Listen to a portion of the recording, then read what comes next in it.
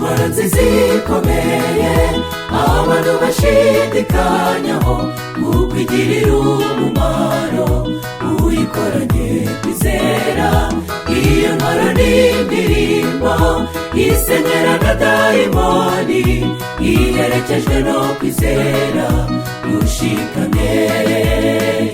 Na Yeriko yarasenyutse kubwo kuyigota gusa, nta ntwaro nimwe bakoresheje kugira ngo isenyuke.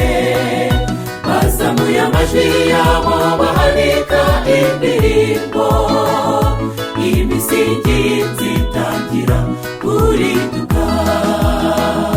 Pawulo na Sila bihebye bari nka inzu y'imbohe, baririmbye indirimbo z'ibyishimo inzugi zirakinguka. Ya minyururu yose yari baboshye iracika, basohoka mu cyubahiro cy'uwo basingiza.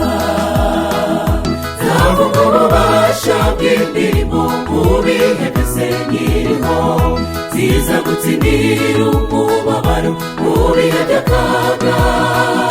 Ntugahweme kuririmba n'intwaro kandi inesha, kuko ari itazibagirana no mu ijuru. Zavuga ububasha bw'indirimbo mu bihe byose nkiriho, ziza gutsindira umubabaro mu bihe by'akaga. Ntugahweme kuririmba n'intwaro kandi inesha, kuko ari itazibagirana no mu ijuru.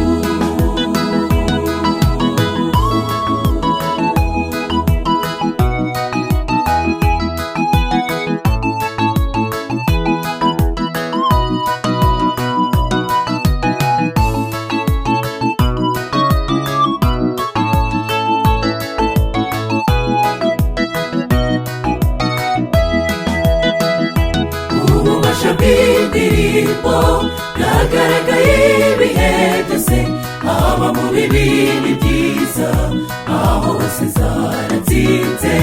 Mu gihe cy'umubabaro usenga ufite ukwizera, no mu gihe ufite ibyishimo uririmbe. Mu gihe abayuda bihebye bagoswe n'ingabo nyinshi, nta ntwaro y'imwe bakoresheje ngo maze barokorwe. Biyirije ubusa basenga ndetse banaririmba, urugamba batsindana n'ururwanye.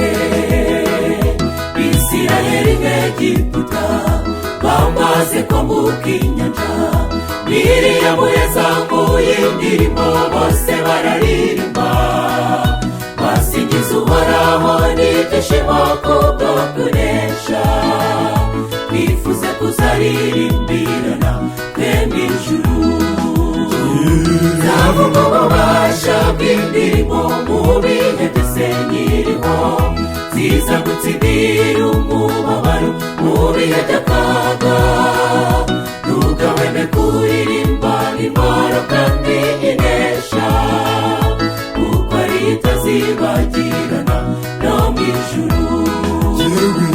Zavuga ububasha bw'indirimbo mu bihe byose nkiriho, ziza gutsindira umubabaro mu bihe by'akaga.